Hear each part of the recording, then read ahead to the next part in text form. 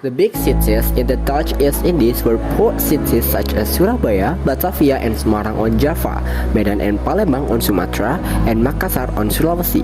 Many of these cities were entrenched from the existence of a large river network that divides the region, such as Kalimas River in the city of Surabaya.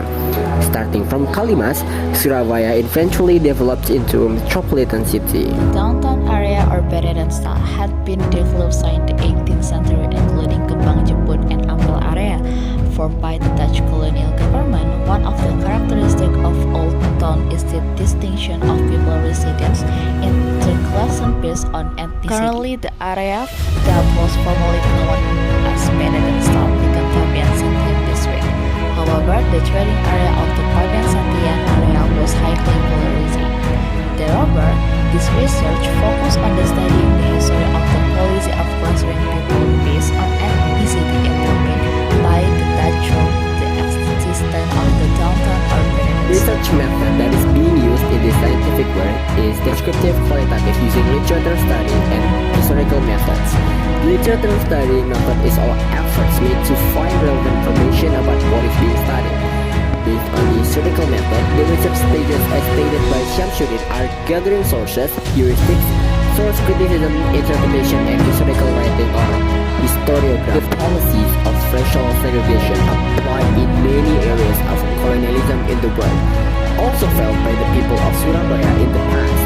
This was based on the existence of ethnic superiority which was owned by the majority of the colonial government in comparison to the indigenous ethnic groups who inhabit their colony areas. The policies of racial segregation applied in many areas of colonialism in the world, also felt by the people of Surabaya in the past. This was based on the existence of ethnic superiority which was owned by the majority of the colonial government in comparison to the indigenous ethnic groups who inhabit their colony areas. Those differences based on the race were also applied to residential area, where each other is placed in spirit spatial area.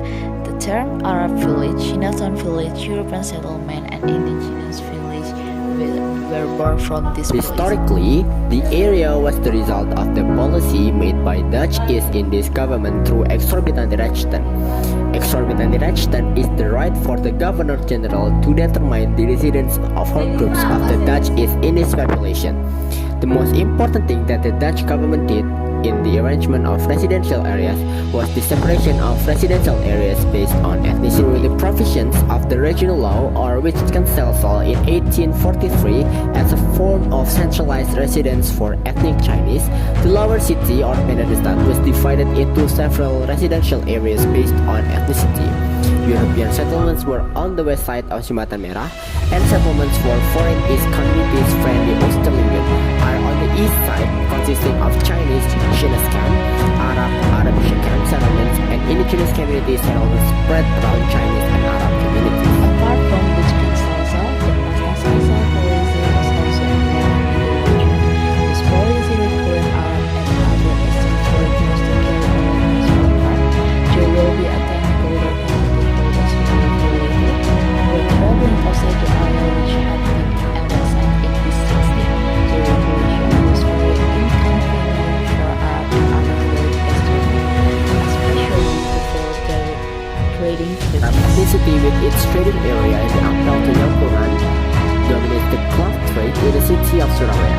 Meanwhile, on the other hand, ethnic Chinese control agricultural communities such as rice to tobacco with trading activities that focus on the East Kalimas region, around the Kembang Jepun area to Lomba Peneliti. In conclusion, the existence of the regional economic and exorbitant region policy and the grouping of community activities based on ethnicity, the Wetskantstelsel policy has an impact on carrying the label of ethnic inclusivity in the city of Surabaya.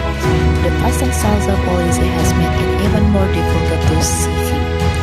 In the future, the research could be used as a basis to develop the Old Town area into a highly potential tourism area in Surabaya.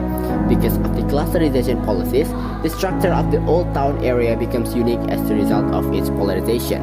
Speaking of that, developing the former Beneden Stad area as an integrated heritage multicultural tourism area in Surabaya would be a great boost towards the tourism environment in Surabaya.